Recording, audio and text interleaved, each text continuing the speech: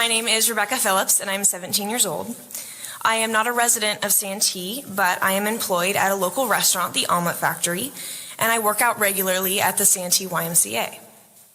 Just 2 weeks ago, after finishing my shift at my job, I went to the gym to swim laps. As I was showering after my workout, I saw a naked male in the women's locker room. I immediately went back into the shower, terrified, and hid behind their flimsy excuse for a curtain until he was gone. I ran into a bathroom stall to change as quickly as I could, organizing my thoughts to share with the people at the front desk. As I did so, I could only think of my 5-year-old sister, who I bring to this gym during the summer to enjoy their water slides.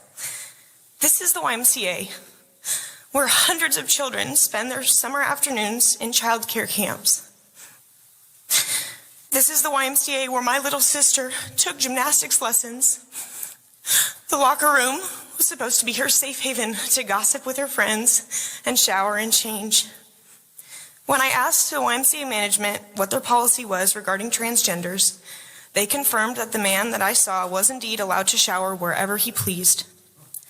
As long as you are not a red flag on Megan's Law, the California Sex Offender Registry, a grown male can shower alongside a teenage girl at your YMCA location here in Santee. I was made to feel as though I had done something wrong when I talked to people at the YMCA. Somehow, the indecent exposure of a male to a female minor was an inconvenience to them. When my dad spoke to the sheriff's office, they told him that he should never allow me to shower there ever again. The YMCA wouldn't let my father speak to the manager of the Santee branch. After waiting several days, he finally received a call from Terry Moss, who is the director of membership for San Diego County. She informed my dad that I was not in any danger at the time of the incident, that I was safe.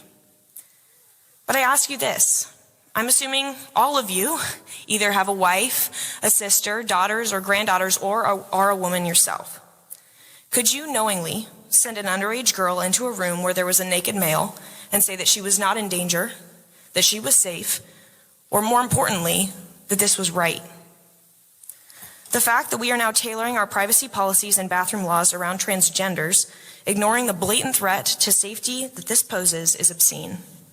The safety of children, girls, is on the chopping block.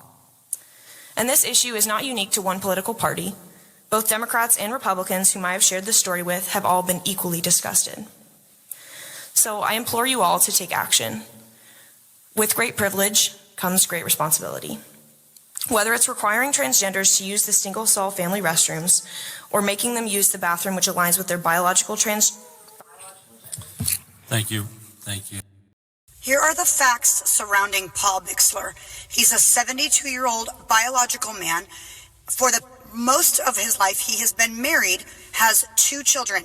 He has lived the life of a biological man. He is attracted to women. He was married to a woman 30, 40 years. He sits on the school board of an elementary school in Buckeye, Arizona called Liberty Elementary.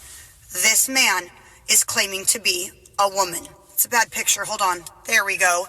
This man tells the little children at the school that he is a woman. He wears clothing, he wears lipstick, and he uses the same restroom as your little girls. He also uses the women's locker room at Esporta Fitness in Goodyear, Arizona. He has been spotted yesterday in the women's locker room in Esporta Fitness in Goodyear, Arizona. He went on local television claiming victimhood because people like myself, parents who have the right to speak up against their elected officials, are harassing and bullying him. Paul Bixler cannot be voted off the school board. He must either willingly step down or be recalled. The recall is being started. Please email Paul Bixler. His email is in the description. Let him know kindly that he stepped down from the school board willingly and cease and desist from using women's facilities, or charges will be filed with the Buckeye Police Department. I am at the gym in Arizona. He's undressing in the locker room. Top off. Bra off, and Paul Bixler was in the women's locker room, and he looked at me, and he looked at my breasts, and I have called the police. Until recently, he's used the men's locker room. So he agrees himself that he's a man.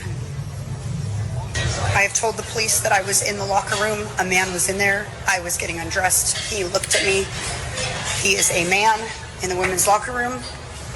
And the response is that this is a touchy, sensitive issue in society. Yep, there he goes, women's locker room. There's the man going in the women's locker room. Hope there's no one undressing in there.